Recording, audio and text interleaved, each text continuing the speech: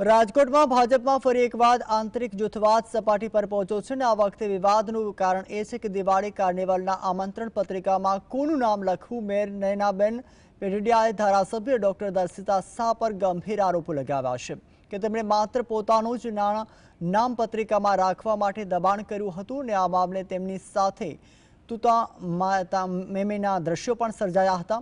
એક તરફ રાજકોટ શહેરનો કાર્યક્રમ અને બીજી તરફ ધારાસભ્યની માત્ર પોતાનું નામ લખવાની જીદ જે દર્શાવે છે કે જનતાના કામ કરતા પદ અને પ્રતિષ્ઠાની ખેંચણી કેટલી હદે વહી રહી છે. જોકે આ વિવાદ સામે આવતા જ ભાજપના હોદ્દેદારો અને મેયર ઘર હોય ત્યાં જ વાસણ ખખડે કહીને સમગ્ર મામલો પણ થાળે પાડ્યો છે.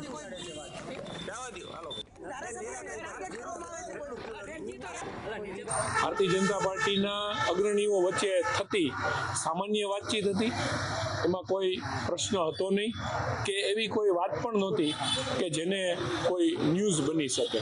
એક અમારી રૂટીન ચર્ચાઓ હતી જે ધારાસભ્યશ્રી અને મેયરશ્રી વચ્ચે ચર્ચા ચાલતી હતી.